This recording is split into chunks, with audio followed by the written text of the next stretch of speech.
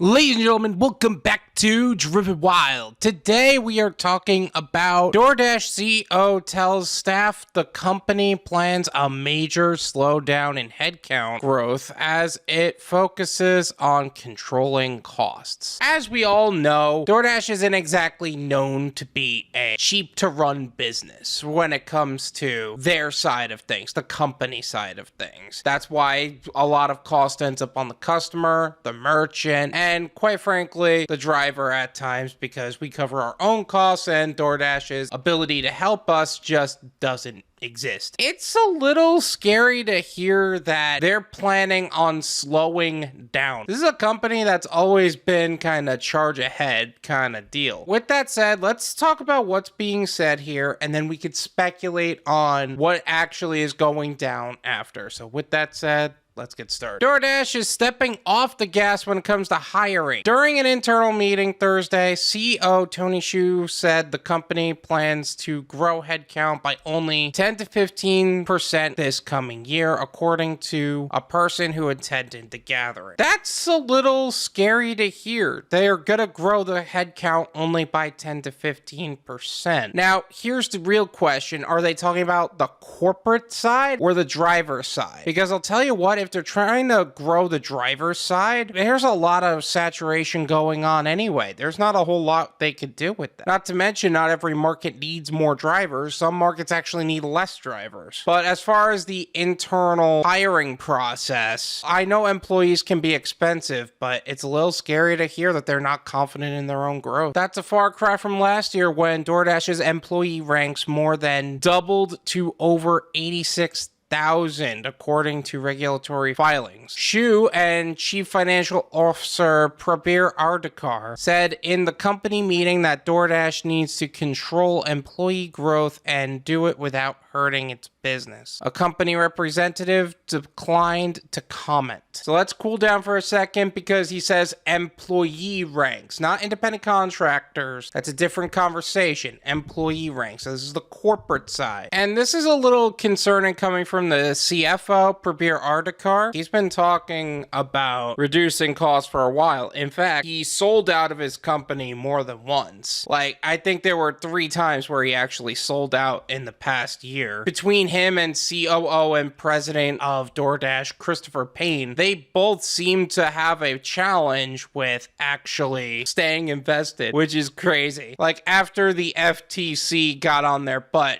that's when Christopher Payne ended up selling out. And the deeper it went, the more these executives sold out of their own company. The newly conservative approach comes as DoorDash faces market uncertainty. Despite posting a strong fourth quarter, the shares are off more than 50% from their high last November. The company recently had to address the weak stock price by offering extra equity grants to some employees to compensate for declines in the value for their existing awards. You know, it's funny that they say that because they want their employees to invest into their company, but one, they're reducing the number of people who can actually invest at that point, and 2, their executives are selling out, so why should they stay in? Like, seriously. If you don't believe in your own company, why would they believe in their own company? Seriously. It's poor leadership. DoorDash grew substantially during the pandemic as stay-at-home orders fueled customers' desire to order delivery meals. Its revenue quadrupled in the fourth quarter of 2020 compared with the same period in 2019. But a downturn in tech stocks, along with concerns that post-pandemic period will mean slower growth for food orders, has weighed on the stock. Actually,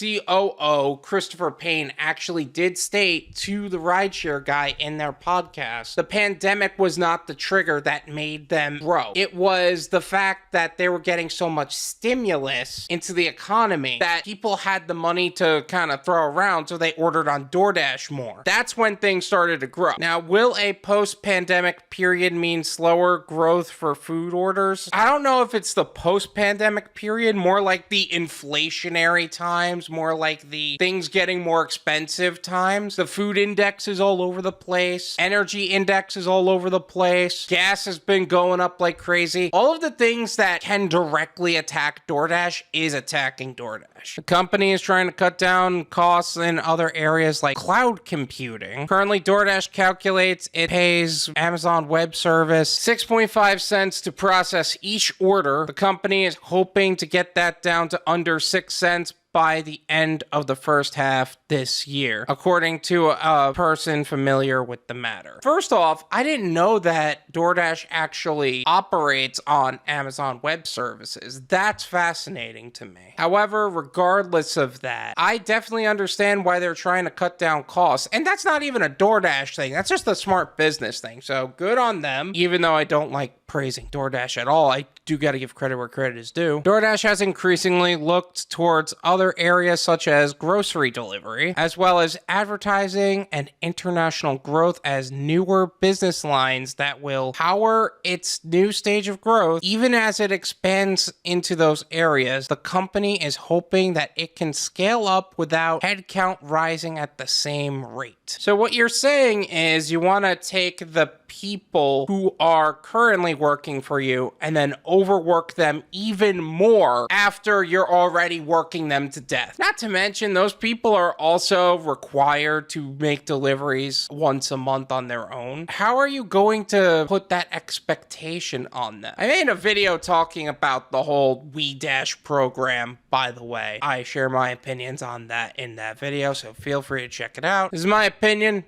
It's worth what you pay for it. None of you pay me.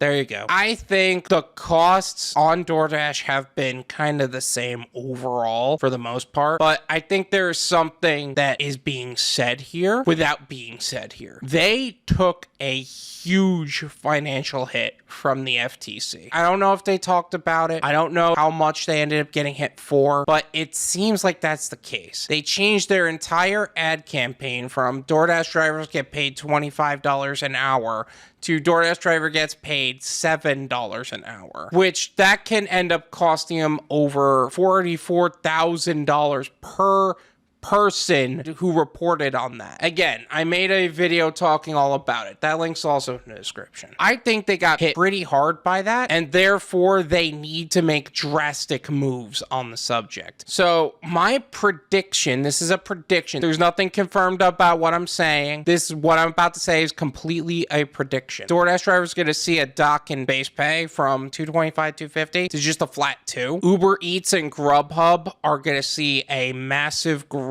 because DoorDash can't grow without people and their leadership sucks, to be quite honest. Between asking people to invest when you're selling and treating your people like garbage, I think DoorDash is making desperate move after desperate move after desperate move. And I also think that drivers are going to see an increase in potential scams from DoorDash on drivers, customers, and merchants. And Dasher support's gonna be increasingly impossible to work with. The only time where there's an exception to that rule is in the event that news stations actually start to hold them accountable. It amazes me how you can't talk to Dasher support and actually get help until you go to places like Twitter, like local news stations, things that are gonna put them on blast. But overall, make sure you're covering your butt. Diversify your income, diversify your gig portfolio, and keep your personal information to yourself. I heard that in California there is a increase in scams against DoorDash drivers. It's only a matter of time before that expands outward. Make sure you protect your bootay. Always make sure that you are doing everything you can to protect yourself, because God knows that no one else in DoorDash will do that for you. Thank you so much for watching. I really appreciate it. As always, make sure to hit the like button, subscribe if you're new, and I'll see you guys next time. Peace.